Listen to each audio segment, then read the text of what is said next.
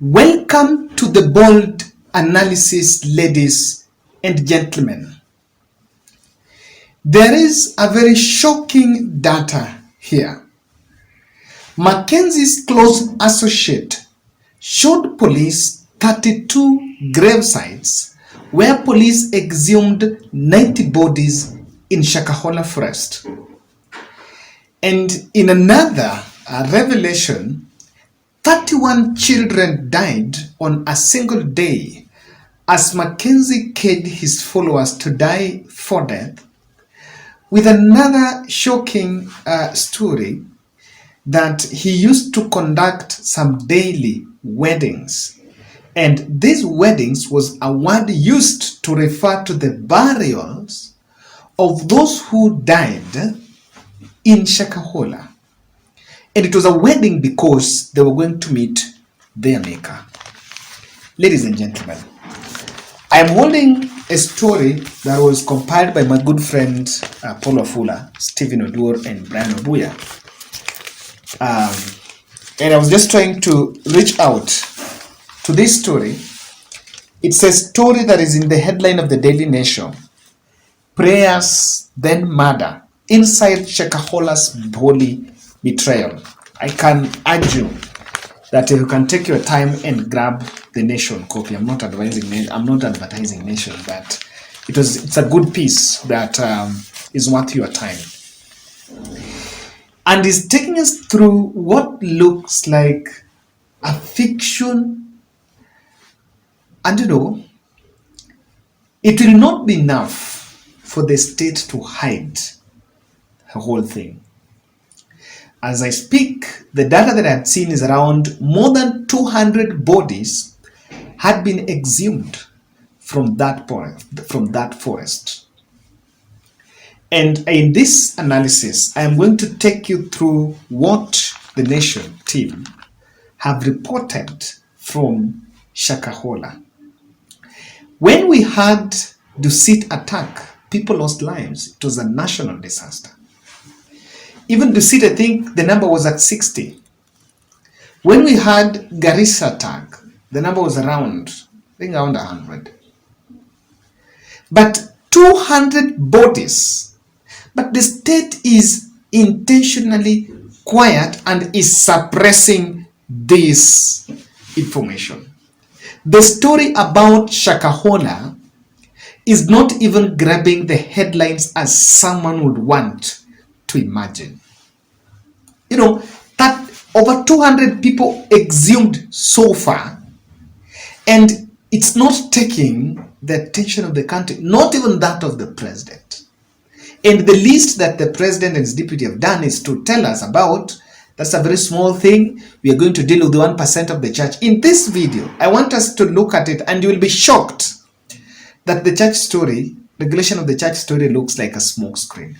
I want us to delve deep into that. But before I go to these details, kindly allow me to look at this gentleman in your video.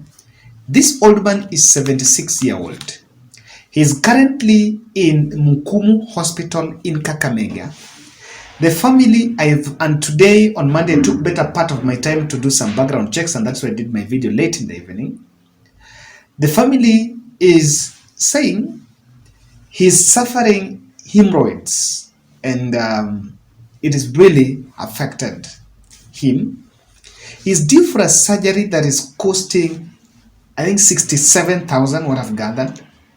They have an NHIF, but the hospital cannot do that surgery because they need to do a deposit.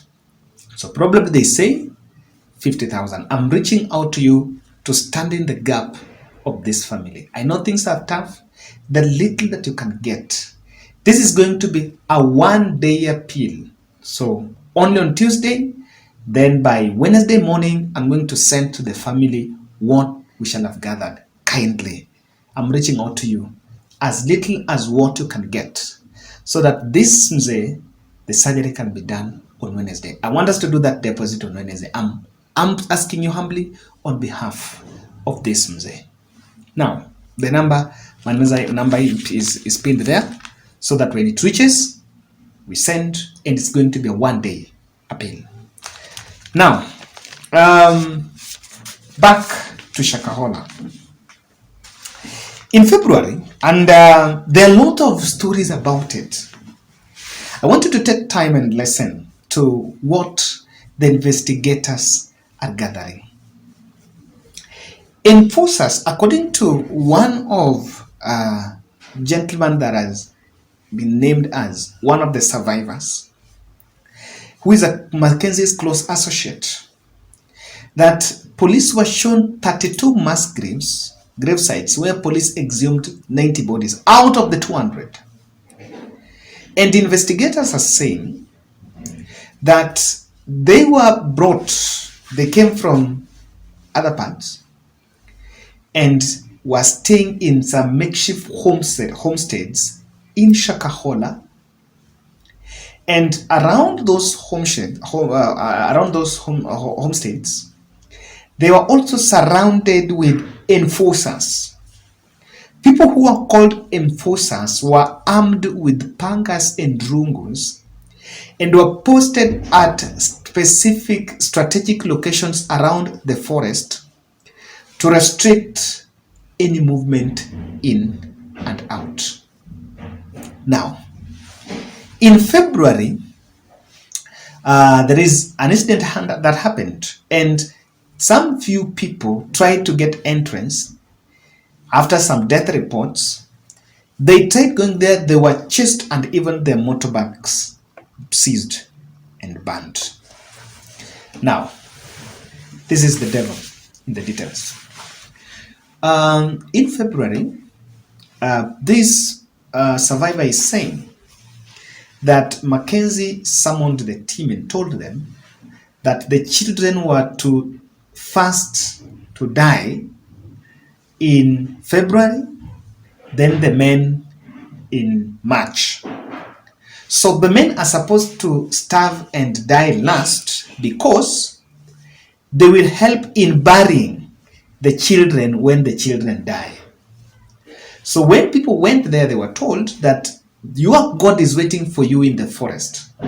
But when you arrive in the forest, you will be told that for you to meet Jesus, you must starve to death.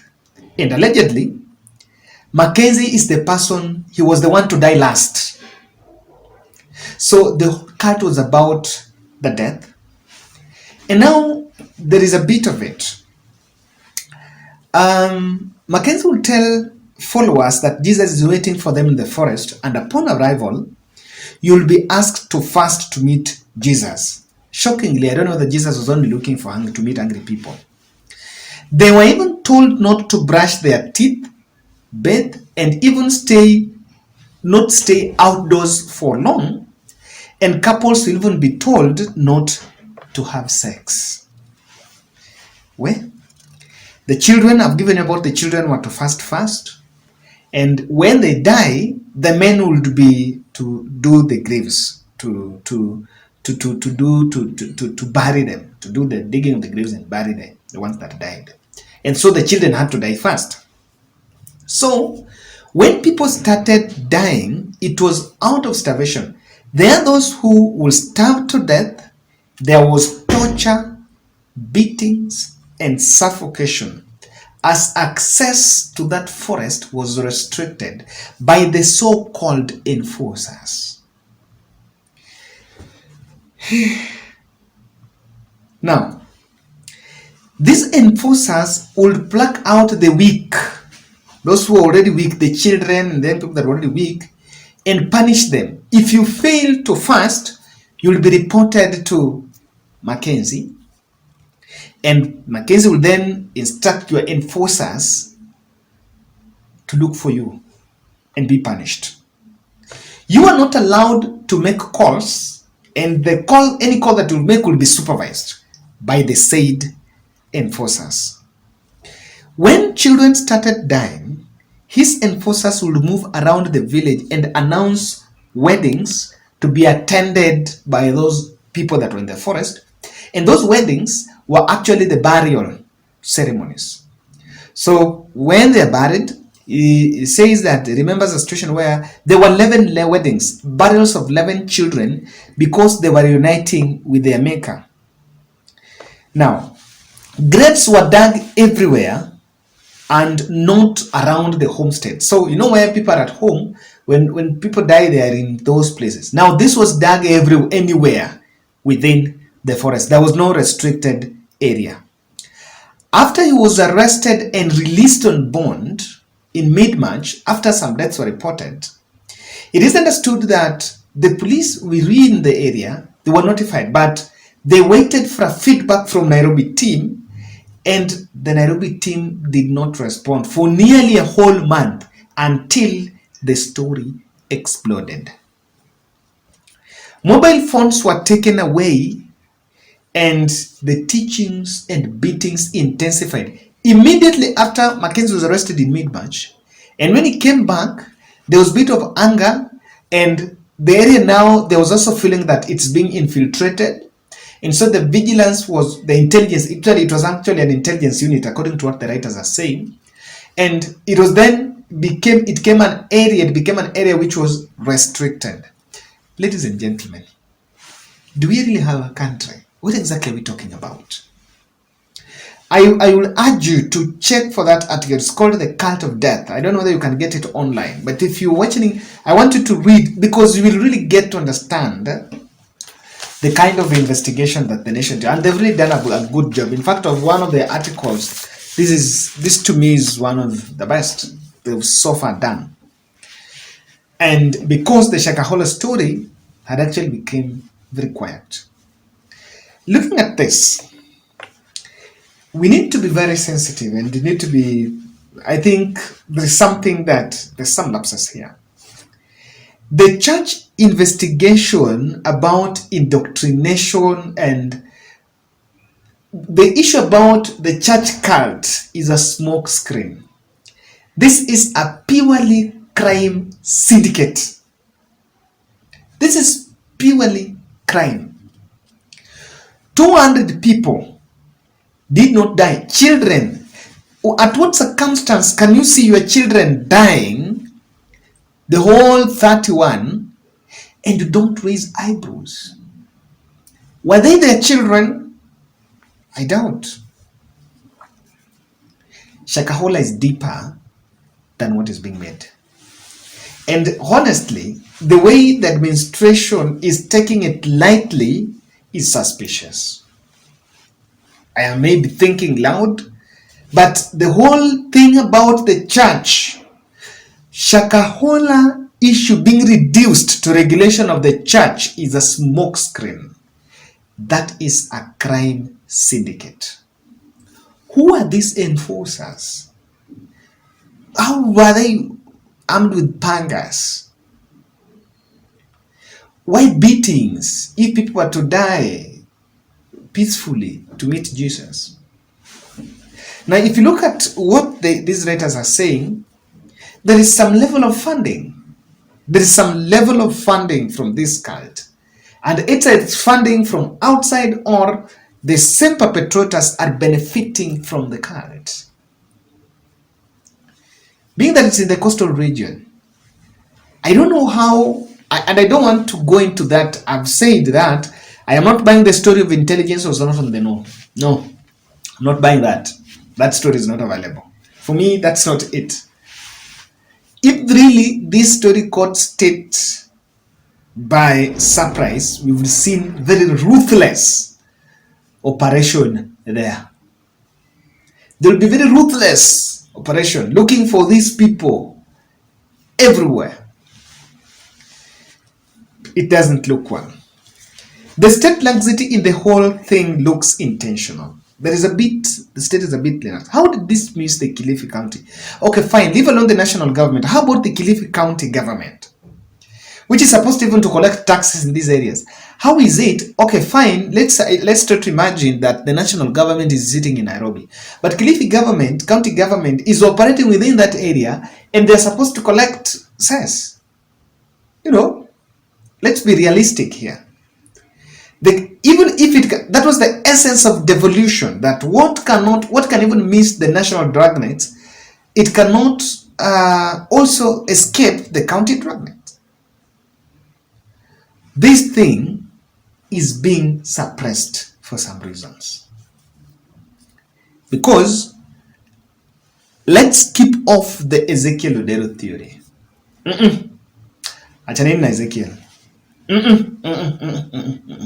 I think let's keep Ezekiel Odero out of this thing. Let's just face the facts. This is more than Ezekiel Odero's story. It is deep. It is very shocking. And looking at how this would happen, they're saying about there will be deaths and so. Let's not have the diversions. I even saw Yesua Tongaren was arrested, and I'm wondering, this story came out I think 5 months ago, and this guy had been in the country. So how so far just once he's being arrested and being detained for 4 days for investigation? Let's not divert the attention. Let's face what it is. I think Ezekiel Odero's story should not even be a bother to us. It should not be anywhere around it. We should forget about Yesua Tongaren. And we should forget about this issue about investigating the rogue churches. This is a crime syndicate. Who are enforcers? If it is a church, how do you have people enforcing a church cult? It should be voluntary. If it is a church thing. Someone overseeing burials? No.